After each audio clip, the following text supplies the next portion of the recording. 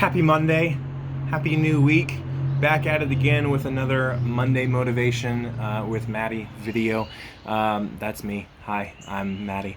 I hope you had a great weekend. Hope it was restful for you. This is a big week. It's finals week. The moment that all of our students have been waiting for.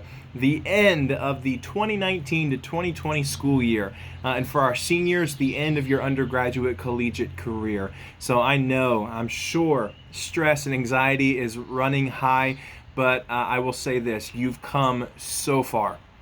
You have come so far and you've succeeded in ways that maybe even yourself believed that you would never succeed in. And so if you've come this far, if God has gotten you this far, if you've worked so hard to get to this point, I guarantee you that you can make it the next 3 or 4 days. And so work hard, study hard, finish strong. I do want to come to you today briefly and just talk to you about rest. In Exodus 33, chapter 14, it says, "And he, being God, replied to Moses, 'My presence will go with you, and I will give you rest.'" And so today's circumstances, what's going on around us, provide us ample opportunities to rest. But what does that mean? What is the definition of rest? A lot of us naturally associate rest with sleeping or not working and regaining our physical strength, which is exactly true. That is a primary definition of rest. But for the Christian believer, I believe that there's a completely different side of it that we may not always see or we may not always think about, and that is spiritual rest. That is resting in God. So what does that mean? I believe, this is the primary statement I'd like to make, that rest is a present reality and a future promise. Here in Exodus 33:14, there's a conversation happening between God and Moses. God has said, "Moses, okay, it's time for you to move the Israelites into the promised land." And so he goes and he says, "My presence will go with you." There's two promises in this verse. Number one, my presence will go with you. And number two, I will give you rest. And so what God is basically saying is that on the journey you're about to take, I will be with you. You can count on that. And the second thing he says is that when you get to where I'm taking you, I'm going to give you rest by fulfilling my promise. For the Israelites, that rest is the promised land. It's getting to their eventual home in what we know to be today as Israel. But even for today as believers, that promise still rings true in that God will give us rest. And I believe spiritual rest is twofold. One, as I mentioned before, it is a present reality. And we find rest, spiritual rest, by investing in God's presence, by going to where God is, and that is, of course, reading His Word and through prayer.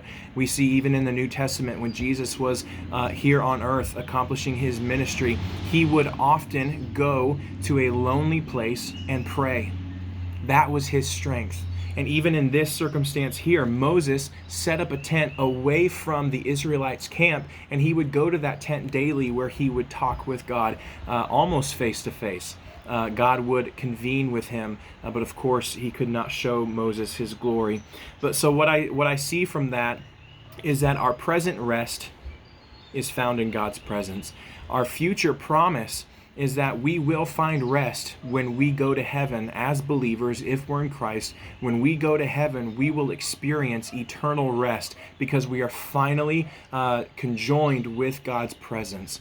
And that means that all of our suffering, all of our experiences, our struggles will finally be made right. Everything will be redeemed because we will be where we're supposed to be, and that is with God. And so I can't guarantee you, and I know the Bible does not promise you that things on earth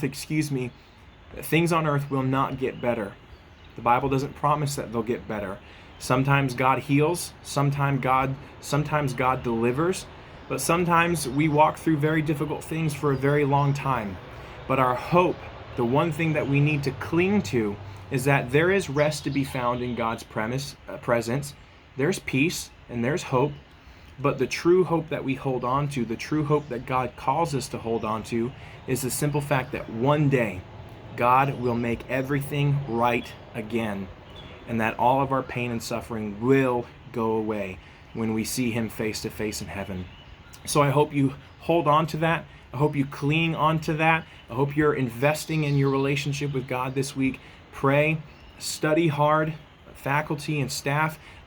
Please, let me know if I can do anything for you. You're loved. I hope you're going to have a great week this week. And if I can do anything for you, if I can pray for you, please respond to this email and let me know. I love you guys. Miss you. Have a great week.